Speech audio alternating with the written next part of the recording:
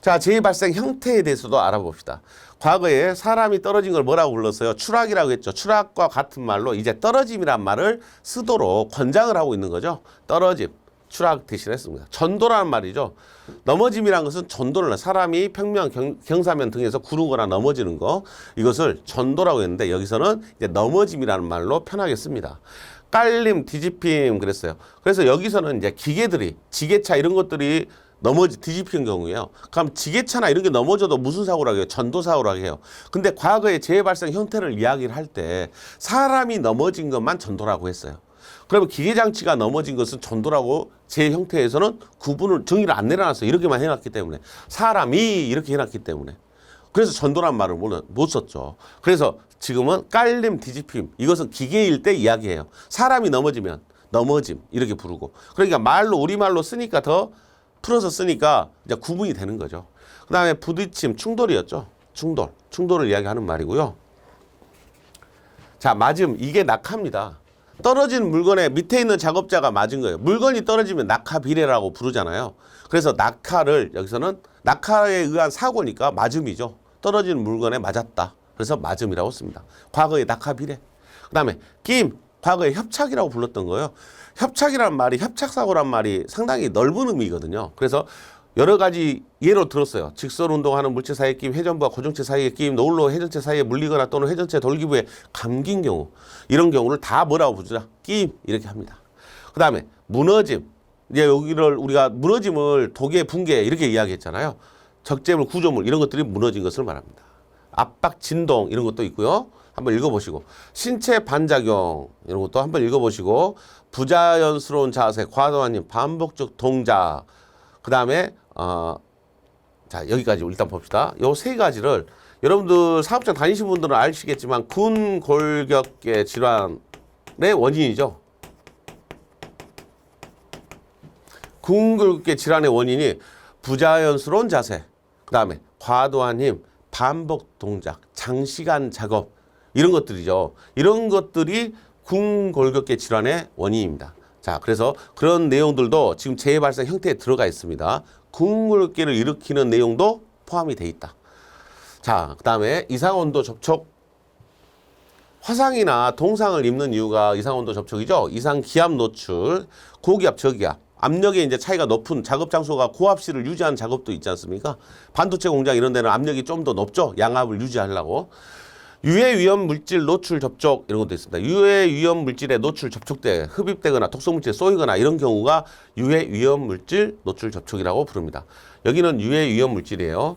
그다음에 소음은 소음이고요. 그다음에 유해 광선은 비전리 방사선에 노출된 경우를 이야기하고 있다라고 소개하고 있습니다. 산소결핍 질식, 여기는 유해 물질과 관련 없다 그랬어요. 산소결핍 질식은 순수하게 산소가 부족하거나 질식된 경우를 이야기합니다. 화학물질과 접촉되면 여기 유해 위험물질 노출 접촉이라고 부르고 화학물질과 유해물질과 관련이 없으면 산소결핍 질식 이렇게 이야기를 합니다. 산소가 부족한 경우를. 화재, 폭발 이야기하고 있고요. 감전 이런 말들도 과거에도 있었죠. 자, 상해 종류별입니다. 자, 상해 종류. 뼈가 부러진 골절, 동상, 부종이라는 게 몸이 퉁퉁 부어오르는 걸 말합니다. 자상이란 말이 있어요. 찔림, 자상. 이건 물건에 찔린 겁니다. 좌상이라고 있어요. 타박상이라고도 부릅니다. 그다음에 피하, 조직 또는 근육부 다친 것을 타박상이라고 부르고 절단, 잘린 거죠. 중독, 질식, 음식, 약물, 가스 등에 의한 중독이나 질식된 상태입니다. 중독, 질식이라고 부릅니다. 자, 이거 읽어보면서 여러분들이 좀 헷갈리다라고 생각한 부분이 있죠? 자, 헷갈리다 생각한 부분, 찰과상, 배임은 창상이라고도 부르는데 배인 것을 창상이라고 합니다. 화상은 나왔고 내진탕, 익사, 피부병, 청력, 시력장애 이런 것들이 상해 종류에 해당이 됩니다. 자, 제가 뭔 말을 하려고 그랬냐면 중독, 질식이 여기에도 나오잖아요. 근데 상해 재발생 형태에서도 상해 종류가 아니고 재발생 형태에서도 뭐가 있었어요? 질식이 있었어요.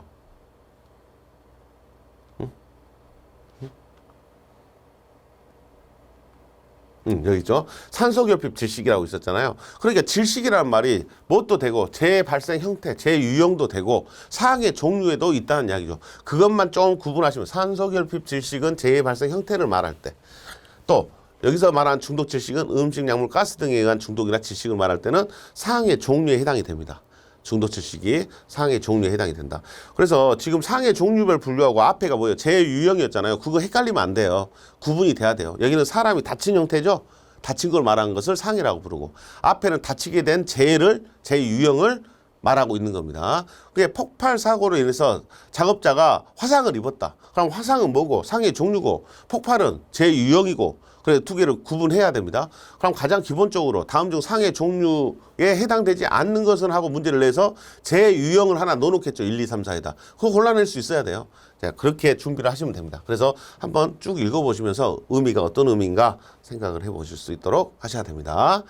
읽어보셔야 돼요. 꼭 제가 빨리 이렇게 넘어갔다 해서 그냥 무시하시면 안 됩니다.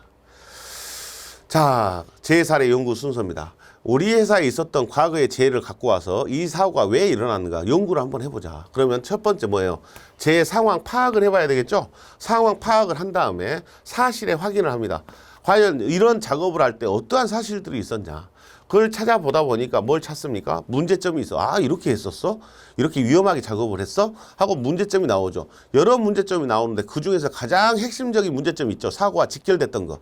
그것을 근본적 문제점이라고 결정을 하고 이거에 대한 대책을 수립하면 이런 사고를 또다시 일어나지 않도록 대책을 마련할 수 있다. 이렇게 생각하는 겁니다. 재해 사례 연구 순서를 여러분들한테 제가 애우라고 이야기하는 게 아니라요. 생각 한번 해보자. 과거에 있었던 재해를 갖고 왔다. 그럼 이 사고를 연구해보자 하는 이야기죠. 이걸 사례 연구법이라고 하죠. 그럼 재해 상황 파악을 하고 사실이 어떤 사실이 어떻게 작업했어? 한번 확인해봐야 되고 그렇게 작업한 걸 보니까 문제점이 있었고 그 문제점 중에서 핵심적인 문제점, 근본적 문제점을 찾고 거기에 따른 대책을 마련하면 재발 안 할 거 아니야? 이런 이야기죠. 그래서 재해 사례 연구 순서는 이 단계로 진행이 됩니다. 자, 말로 만드세요. 이걸 내운다라고 생각하지 마시고 아, 사례 연구소 당연히 이렇게 하는 거 아니야? 당연시 받아들이셔야 돼요. 당연하구나 이렇게. 그게 습관화되면은 자꾸 이해하려고 합니다. 자, 산업재해 발생 시 조치 순서예요. 이것도 요 순서가 쭉 나오니까 이거 어떻게 해요? 이렇게 하지 마시고 자, 재해가 일어났어요. 재해가 일어나면 무슨 상황? 긴급 상황이잖아요. 긴급 상황이니까 긴급 처리를 해야죠. 긴급 처리라는 것은 빨리 기계 세우고 사람 구하고 이렇게 하는 거죠. 그런 조치가 끝났어. 그러면 뭐 하겠어요? 재조사합니다. 긴급 처리가 끝났으니까 이제 긴급한 상황 다 끝났고 119 전화 다 했어요. 그러면 이제 뭐 하겠어? 이 사고 왜 일어났지 하고 조사를 해야 된다.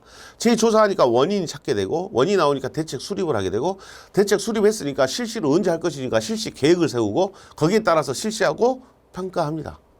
그 다음에 긴급 처리라고 부르는 게 애매했잖아요. 뭐냐 봤더니 긴급 처리란 건 뭐예요? 사람이 다치면 기계에 끼어서 다쳤다고 가정을 해보세요. 그럼 뭐부터 세웁니까? 기계를 세웁니다. 그 다음에 사람을 구합니다. 사람을 구한다. 응급처치를 한다 이 말이에요. 그 다음에 관계자에게 연락합니다. 여러분들 사업장에 계신 분들은 긴급 상황에 재해가 일어나면 조치 순서를 다 여러분들한테 교육을 해놨죠. 안전관리팀에 전화를 해라. 아니면 관리감독자에 전화를 해라. 바로 119 전화한 게 낫다. 여러 가지 교육이 있을 겁니다. 그 관계자에게 통보하라고. 그 다음에 2차 재해 방지하라고. 또 다른 재해가 연쇄적으로 일어나지 않도록 안전조치를 하라고. 그 다음에 현장 훼손하지 말고 보존하라고. 왜? 재해 조사해야 되니까 이제. 이 단계가 긴급 처리입니다. 자, 산업재해 발생 조치 순서 여러분들이 재해가 일어났다고 생각을 해보고 긴급 상황이니까 긴급 처리해야 되겠구나. 긴급 처리가 끝났으면 재해 조사해야 되겠구나. 원인 나오겠구나. 대책 세울 수 있겠구나. 대책 실시 계획을 세워서 실시하고 평가한다 이 말입니다. 자, 긴급 처리 순서도 봐놓으세요. 순서 바뀌면 안 돼요. 기계를 먼저 세우지 사람을 회전하고 있는 기계에서 사람을 빼는 게 얼마나 고통스럽겠어요. 기계 정지, 사람을 구하고 사람 응급처치, 관계자에게 연락하고 2차 재해가 일어날 수 있는가 확인해보고 안전조치하고 그다음에 현장 보존한다. 자, 이렇게 이야기하시면 될 것 같습니다. 산업재해 발생 시 조치 순서였습니다. 자, 여기까지 이제 여러분들이 첫 번째 강좌에서 기본 이론이라고 해서 여러 학자들도 나오고 단계가 여러 개 나오고 머리 아픕니다. 머리 아픈데 한 번 듣지 말고 두 번, 세 번 해보면 자연스럽게 유사계불사, 세관계직사, 아관작전사, 또 자베타키스는 계불의 사구 이런 말들도 1대 29대 300 다 기억이 나실 거라고 생각합니다. 기본 내용이고요. 이 내용이 많다 생각하면 자연스러운 우리 역사다. 과거 학자들이 이런 것들을 이미 제시를 했다.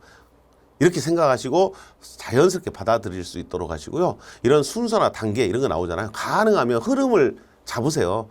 재해 일어났으니까 어떻게 해야 된가, 어떻게 해야 된가, 어떻게 해야 된가. 이 생각해 보시면 당연히 그 절차가 자연스럽게 여러분들한테 스며들 거라고 생각을 합니다. 자, 여기서 마치고 이 강에서 뵙겠습니다. 수고하셨습니다.